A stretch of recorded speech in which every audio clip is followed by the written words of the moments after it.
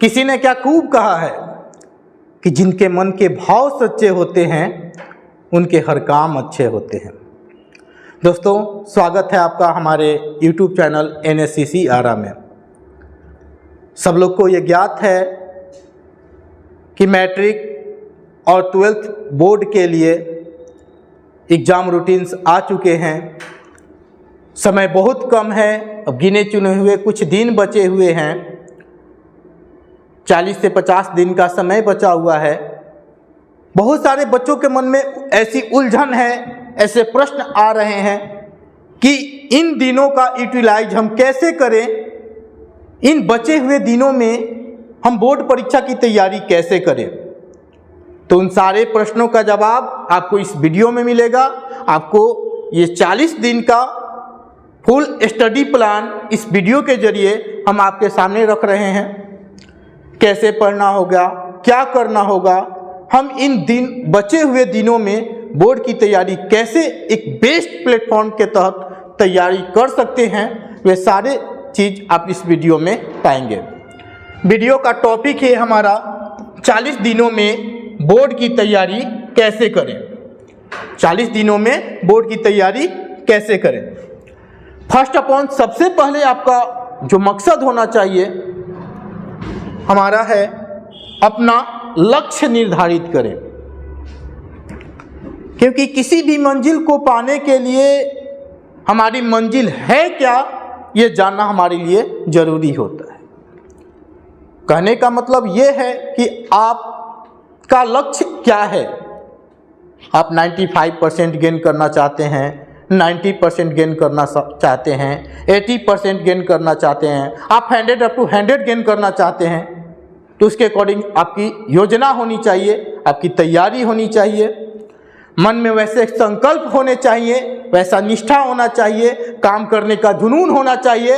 और अगर ये सारे चीज़ आपके पास हैं तो यकीन मानिए आपको सक्सेस होने से कोई नहीं रोक सकता।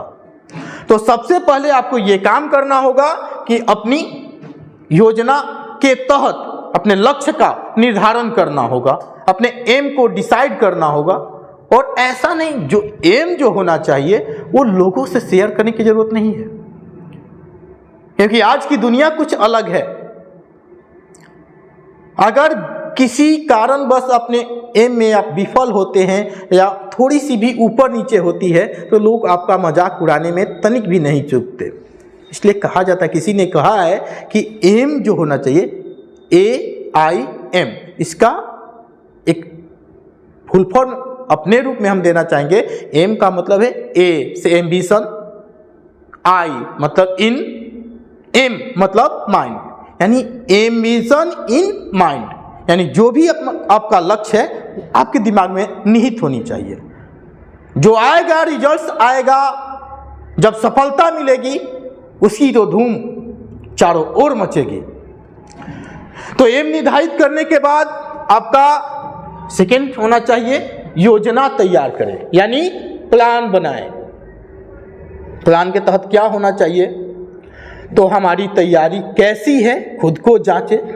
कहा जाता है कोई भी इंसान खुद से ज़्यादा किसी के बारे में नहीं जानता, और इंसान खुद के बारे में जितना जानता है उसके बारे में और कोई नहीं जानता। तो आपकी तैयारी की स्तर क्या है, आपने क्या पढ़ा है, कितनी तैयारी है, किस विषय पर कितना पकड़ है, ये आपसे बेहतर कोई और नहीं जान सकता। तो इसलिए अपनी तैयारी के अनुसार अपनी योजना को अंजाम दें। कैसे करना होगा, कुछ स्ट्रॉन्ग जोन होंगे आपके, कुछ वीक जोन होंगे, कुछ सब्जेक्ट ऐसे होंगे जो मजबूत होंगे, कुछ ऐसे भी होंगे जिनमें कुछ कमियां होगी। किस पर हमें कितना समय देना है, कैसे वर्क करना है, किस पर कम समय देना है, हमें ऑब्जेक्टिव पर फोकस करना है, सब्जेक्टिव पर फोकस करना है, छोटे क्वेश्चन पर फोकस करना है, ये सब चीज़ आपकी योजना में शामिल होनी चाहिए। किस सब्जेक्ट पर हम कितना समय दें, कौन कौन से समय में हम किस सब्जेक्ट को पढ़ें, रिवीजन पर कितना समय दें, ये सब चीज़ योजना के अंतर्गत शामिल होनी चाहिए। इसके बाद आगे का पॉइंट है डिस्ट्रैक्शन से बचे। बहुत अहम पॉइंट है ये। डिस्ट्रैक्शन मतलब वैसे समस्त तत्व जो आपको अपने लक्ष्य से भ्रमित करते हैं, दूर करते हैं। उसमें मोबाइल फोन हो सकते हैं, टीवीज हो सकते हैं, संगत हो सकता है, दोस्तों का साथ हो सकता है। दोस्तों का साथ ये नहीं कि आपको अच्छे चीज़ों के लिए ही मिलता है, भटकाव के लिए भी होता है। तो गलत लोगों का अगर साथ हो तो वो भी आपके लिए डिस्ट्रैक्शन का पॉइंट बन सकता है। अगर आप मोबाइल फोन का उपयोग वीडियो देखने में करते हैं, रील्स देखने में करते हैं, गाने सुनने में करते हैं, या अदर पॉइंट जो आपको लक्ष्य से दूर करता है वैसे चीज़ों में करते हैं, तो आपको इससे दूर करता है, अपने लक्ष्य से दूर करता है। और धीरे धीरे अगर आप उस चीज़ के आदी हो जाते हैं तो फिर आप चाह कर भी उससे दूर नहीं हो पाते हैं और अपने लक्ष्य को हासिल नहीं कर पाते हैं। या कुछ ऐसे दोस्त भी हमारे होते हैं जो मौज मस्ती में हमारे साथ होते हैं, मस्ती करने के लिए हमारे साथ होते हैं। तो आपसे हमारी ये काइंडली रिक्वेस्ट है कि आप वैसे लोगों से 2 महीने के लिए दूरी बना लें, चाहे उनको बुरा लगे अच्छा लगे, इसकी परवाह किए बिना आप उनसे दूरी बना लें। पूरी इस बचे हुए दिन का इस्तेमाल एक अच्छे तरीके से करें और उस दिन को याद करें जिस दिन आपका प्रतिफल आएगा, आपका रिजल्ट आएगा। आप खुद को कैसा देखना चाहते हैं? अपने माँ बाप की मुखमंडल पर खुशी देखना चाहेंगे, अपना नाम सम्मान बड़ा देखना चाहेंगे, अपने शिक्षक के मान सम्मान को आगे बढ़ाना चाहेंगे, आपका नाम हर जगह फैलना चाहिए, अपने माता पिता को भी अपने संतान पर गर्व होनी चाहिए। अगर खुद को ऐसा चाहते हैं, ऐसा इस मुकाम पर देखना चाहते हैं, तो इसके लिए आपको वे सारी डिस्ट्रैक्शन वाले पॉइंट से खुद को दूर करना होगा। तब कहीं जा कर के आप अपने लक्ष्य के प्रति आसानी से बढ़ सकते हैं, उस पथ पर चल सकते हैं, उस रास्ते पर जा सकते हैं। इसके बाद का पॉइंट है सेहत का ध्यान रखें। हाँ दोस्तों, बच्चों, सेहत, पढ़ाई के साथ साथ सेहत जरूरी है, क्योंकि ये 2 मंथ का बचा हुआ जो समय है इसमें ये भी बहुत बड़ा अहम रोल निभाता है। सपोज दैट आप पढ़ रहे हैं और 2-4 दिन के लिए आपकी तबीयत खराब हो जाती है, तो उस कंडीशन में तो आप पढ़ नहीं पाएंगे, अपने लक्ष्य से भ्रमित हो जाएंगे। जो आपने योजना तैयार की है उससे आप कहीं ना कहीं इधर उधर हो जाएंगे। आपका जो दैनिक रूटीन है या साप्ताहिक रूटीन है वो भी गड़बड़ा जाएगा। अब आगे जब आप उस चीज़ को शुरू करेंगे, पीछे वाले को बैकअप करें या आगे करें, ये सब दिक्कत होगी।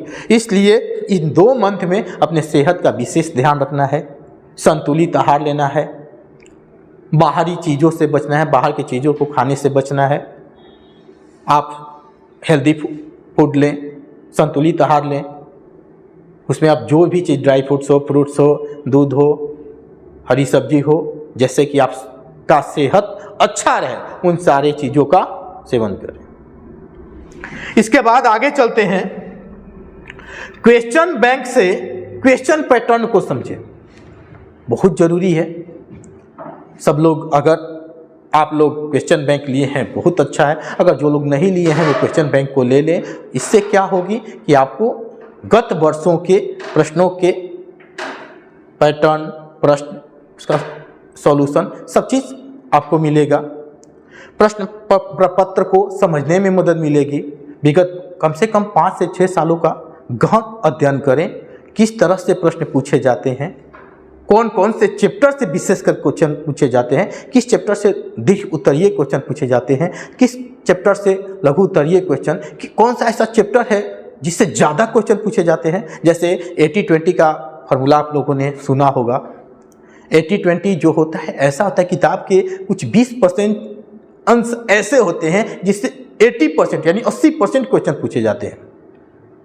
आपको उन चैप्टर पर सबसे पहले ध्यान देना होगा, विशेष ध्यान देना होगा, ताकि आप कम समय में कुछ कम स्टडी प्लान के अंतर्गत, स्टडी मटेरियल के अंतर्गत ज़्यादा से ज़्यादा अंक हासिल कर सकें। तो क्वेश्चन बैंक जो है आपको क्वेश्चन के पैटर्न को समझने में मदद करेगी। साथ ही साथ कुछ ऐसे भी होते हैं कि विगत प्रश्न को दोहराए जाते हैं, मतलब पीछे पूछे हुए प्रश्नों को हूबहू डायरेक्टली रूप से आगे के एग्जाम्स में पूछ दिए जाते हैं। तो अगर ऐसा होता है और हमने क्वेश्चन बैंक का अच्छे तरीके से स्टडी किया है तो हमसे तो वो क्वेश्चन छूटेगा नहीं, हम आसानी से उस क्वेश्चन को कर लेंगे। तो हमारे लिए ये बहुत ही लाभदायक साबित होगा।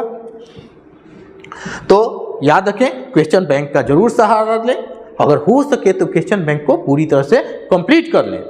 अगर आपको कुछ क्वेश्चन एक्स्ट्रा लगता है तो पहले उन सारे क्वेश्चंस को करें जो आपको आसान लगता है।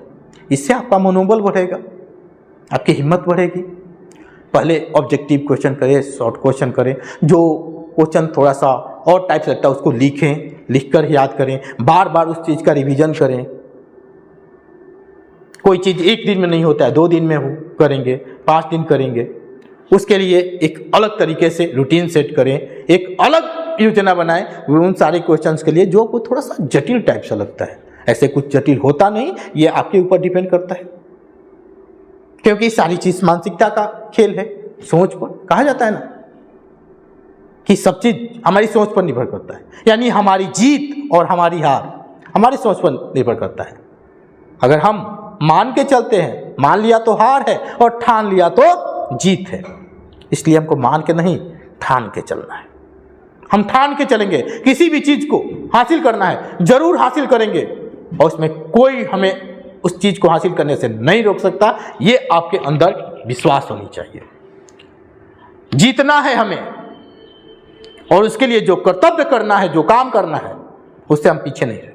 हम जीत के दिखाएंगे, कुछ अलग मुकाम हासिल करेंगे, कुछ अलग कीर्तिमान रच के दिखाएंगे। ऐसा आपके अंदर संकल्प होना चाहिए, ऐसा आपके अंदर जुनून होना चाहिए, तब जाके आप कुछ बड़ी से बड़ी उपलब्धि को हासिल कर सकते हैं। हर किसी के सपने बड़े होते हैं और होना भी चाहिए। हर कोई टॉपर बनना चाहेगा, बनिए, उसके अकॉर्डिंग मेहनत कीजिए और उस मुकाम को जरूर हासिल कीजिए। उसमें हमारी पूरी कोशिश रहेगी कि जितनी भी हम मदद कर सकें, हम इस चैनल के माध्यम से आपकी मदद करेंगे। आगे रिवीजन पर ध्यान दें। अभी तक आप लोगों ने बहुत सारे चीज को पढ़ लिया होगा। कुछ ऐसे भी विद्यार्थी होंगे जिनके सिलेबस पूरी तरह से कंप्लीट हो चुके होंगे, कुछ ऐसे विद्यार्थी होंगे जिनके सिलेबस अंतिम दौर में होंगे। तो वो रिवीजन पर भी ध्यान दें। कहा जाता है प्रैक्टिस मेक्स मैन परफेक्ट, यानी अभ्यास इंसान को पूर्ण बनाता है। तो आप अभ्यास पर यानी रिवीजन पर भी ध्यान दें। जो चीज आपको डिफिकल्ट लगता है, थोड़ा सा और लगता है, उन चीजों पर विशेष करके पढ़ें। कहा डर को इतना डराओ कि डर आपसे डर जाना चाहिए, डर आपसे डर जाए। डर से आपके अंदर कोई डर नहीं उत्पन्न होनी चाहिए। एग्जाम्स को कैसे हैंडल करना है, एक सही नीति बनाकर काम करें, सब चीज अच्छा होगा। क्योंकि हमने शुरू में ही कहा, जिनके मन के भाव सच्चे होते हैं उनके हर काम अच्छे होते हैं। तो रिवीजन पर ध्यान दें। आपको कैसे करना है, जैसे हम लोग पढ़े, कोई भी चीज को याद किए तो अगले दिन जब पढ़ेंगे उस चीज को एक बार फाटली तरीके से रिपीट कर लेते हैं और इसके बाद अगले चीज को पढ़ते हैं। या कोई ऐसा टॉपिक है जिसको बार बार की जरूरत है, उसको अंडरलाइन कर लेते हैं और अपने सप्ताह में या 2 दिन पे या 3 दिन पर डे निर्धारित कर लेते हैं और उसके अकॉर्डिंग उस पर वर्क करते हैं। और अंतिम पॉइंट है हमारा कि अंतिम 15 दिनों में समय निर्धारित कर मॉडल पेपर को सोल्व करें। इससे क्या होगा, समय के निर्धारण में अगर आप मॉडल पेपर को हल करते हैं तो हमें कितना अधिक समय लग रहा है, कितना कम समय लग रहा है, किस समय को मैनेज करने की हमें ज़रूरत है, किस में तेज़ी लाने की ज़रूरत है, कौन पर्याप्त समय में किस सब्जेक्ट को हम कर पा रहे हैं, ये सारी चीज़ों का पता आपको मॉडल सेट से। अब ऐसा नहीं कि पढ़े हुए मॉडल सेट को आप उठाएं, अनरीडेड मॉडल पेपर को उठाएं जिसका जो आपने अभी तक स्टडी नहीं किया है। कुछ अलग हो, मार्केट में बहुत सारे मॉडल पेपर आपको मिल जाएंगे, अलग अलग पब्लिकेशंस के मॉडल पेपर मिल जाएंगे। बिहार बोर्ड के साइट पे भी मॉडल पेपर आया है, उसका भी अध्ययन कर लें और इस तरीके से अपना स्टडी प्लान तैयार करें। अगर आप बचे हुए इन 40 दिनों में, 50 दिनों में अगर इस नीति से वर्क करते हैं, काम करते हैं, तो यकीन मानिए वो दिन बहुत ही आकर्षक होगा, सुखदायी होगा, जिस दिन आपका प्रतिफल आएगा, आपका रिजल्ट आएगा। तो अगर हमारी आप वीडियो को देख रहे हैं तो आपके अंदर अगर ऐसी जोश, ऐसे जज्बात का जन्म हुआ हो तो उसे मरने न दें। अपने अंदर की आग को ठंडा ना होने दें, अपने अंदर के जोश को कम ना होने दें। ये पूरे 2 महीने अपने अंदर के इस जज्बात को बनाए रखें और पूरी निष्ठा के साथ पढ़ाई को करें। यकीन मानिए आप अपने मकसद में जरूर कामयाब होंगे, आप अपनी मंजिल को जरूर पाएंगे। और लक्ष्य कभी छोटा निर्धारित ना करें, बड़ा से बड़ा लक्ष्य का निर्धारण करें, उसके अकॉर्डिंग मेहनत करें और उसको आखिरी अंजाम तक पहुंचाएं। धन्यवाद।